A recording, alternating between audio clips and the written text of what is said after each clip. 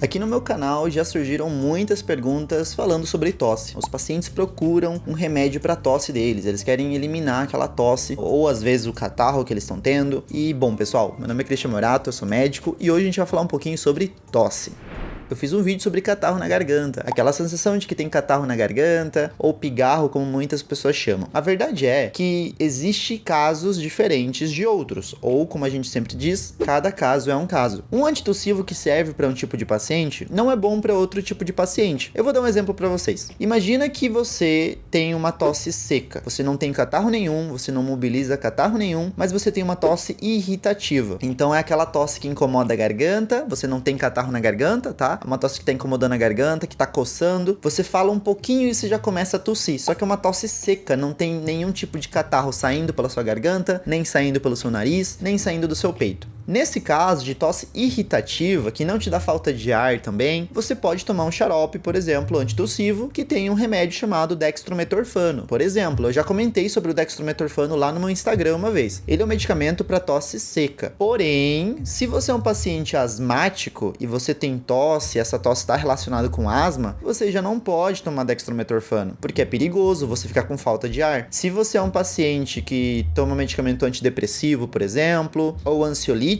e você tá com essa tosse seca, você não pode tomar dextrometorfano, porque existe risco do seu cérebro ficar hipoativo, ou seja, ele fica com uma depressão, ele vai funcionar menos, e aí você vai ficar com um nível de consciência mais baixo, é como se você estivesse meio dormindo, acordado, sabe? Você não responde muito bem a estímulos, e isso não é legal, porque a gente quer parar a tosse, a gente não quer efeito adverso. Então, cada caso é um caso, pessoal. Tem muitos pacientes que têm tosse porque eles sofrem de rinite ou sinusite, então é um acúmulo de catarro aqui na região do nariz ou dos seios paranasais, que são buraquinhos que a gente tem aqui pelo rosto. Eu já expliquei isso no meu vídeo de catarro na garganta, eu vou deixar um card aparecendo aqui para você poder assistir depois. E esse catarro, na hora que a gente deita, ele vai sair do nariz e vai cair na garganta. E aí quando ele cai na garganta, ele começa a irritar a garganta e a tosse aparece. Só que é uma tosse com catarro, porque tem catarro. Então nesse tipo de paciente, por exemplo, o ideal é uma lavagem nasal. O paciente faz lavagem nasal com soro fisiológico. Se vocês quiserem uma hora, eu posso trazer um vídeo aqui no canal ensinando vocês a fazerem lavagem nasal. Então ele faz lavagem nasal com soro fisiológico. Essa lavagem nasal vai tirar esse catarro que tá ali no nariz, vai dar uma limpada nessa região da cavidade nasal, e aí na hora que o paciente deitar, não vai ter mais aquele catarro pingando lá na garganta e causando a tosse. Então existem casos e casos. Tem paciente, por exemplo, que tem tosse por causa de alergia, e aí quando o paciente toma antialérgico, ele melhora, porque ele tem, por exemplo, uma rinite alérgica. Aí a rinite não tem muita secreção, né? Então ele já sente que o nariz dele começou a incomodar, ele tá espirrando,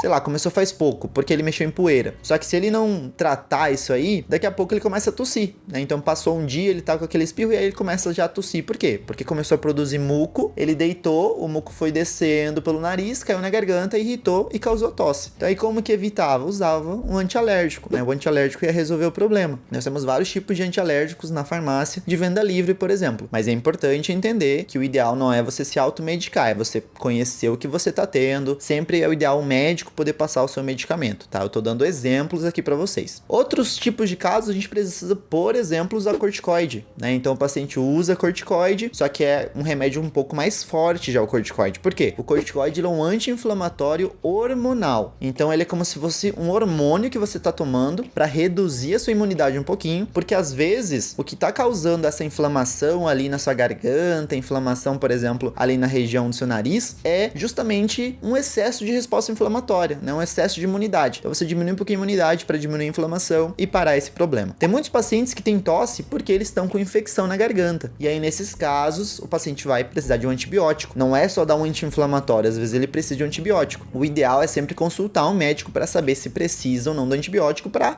receber a prescrição do médico, né? Para poder comprar esse antibiótico. Então vocês viram como cada caso é um caso? A medicina, infelizmente, ela não é fácil, né? Então a gente tem que identificar o problema de cada paciente e tratar de forma diferente. Por isso que não é legal você usar o mesmo remédio para tosse que outra pessoa estava usando, porque você não sabe se o seu caso é o mesmo caso dessa pessoa. Tem paciente, por exemplo, que sofre de DPOC, né? Doença pulmonar obstrutiva crônica. Ele tem bronquite crônica, tem enfisema, por exemplo, né? E esse tipo de paciente, a tosse dele é uma tosse com catarro, é uma tosse carregada, ele tem bastante catarro no peito. Esse tipo de paciente, ele precisa receber medicamentos broncodilatadores. O que é isso? são bombinhas que o paciente vai utilizar, né? Ele vai inalar aquelas bombinhas e a bombinha vai fazer o quê? Ele vai dilatar a via respiratória do paciente, ele vai fazer com que a árvore do pulmão, porque o pulmão parece uma arvorezinha, tá? Vou deixar uma imagem aqui para vocês verem a arvorezinha do pulmão. Então ele vai fazer com que os galhinhos da árvore, que é a via respiratória, se abra. Para quê? Para facilitar a passagem de ar. E aí, obviamente, o paciente vai precisar de alguns medicamentos para tentar retirar um pouquinho mais daquele catarro do peito dele. Nesse paciente, usar antitussivo, como o dextrometorfano que eu falei, não é legal. O problema desses pacientes é que eles estão com catarro no peito. Se eu parar de tossir, onde que fica o catarro? No peito. E qual que é o problema de catarro no peito? Se o catarro acumular lá, o catarro que é quentinho, é muito líquido, ele vai começar a ter bactéria. E aí as bactérias podem causar uma pneumonia. Por isso que é perigoso você tomar qualquer tipo de remédio sem você saber o seu caso. Porque em um caso a gente usa um remédio, mas se a gente usar esse mesmo remédio no caso errado, a gente complica o nosso quadro. Então tem que tomar cuidado nesses casos. Vocês perceberam que das dicas que eu dei aqui, um exemplo maravilhoso, uma coisa maravilhosa que a gente tem é a lavagem nasal. Se você também tá com uma tosse irritativa na garganta, fazer nebulização muitas vezes ajuda a lubrificar um pouquinho a via respiratória, principalmente se você tá com sinusite e tá com rinite. Nebulização, por exemplo, com plantas medicinais que tem uma função de melhorar um pouquinho a secreção, deixá-las um pouquinho mais líquidas para se eliminar mais fácil, também são muito úteis.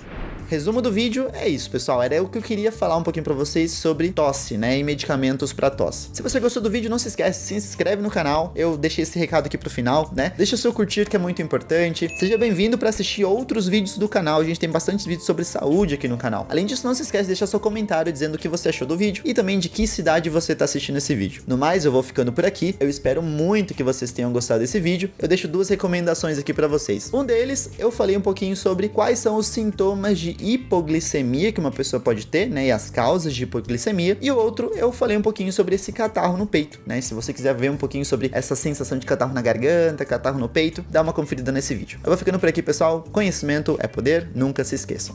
Tchau, tchau.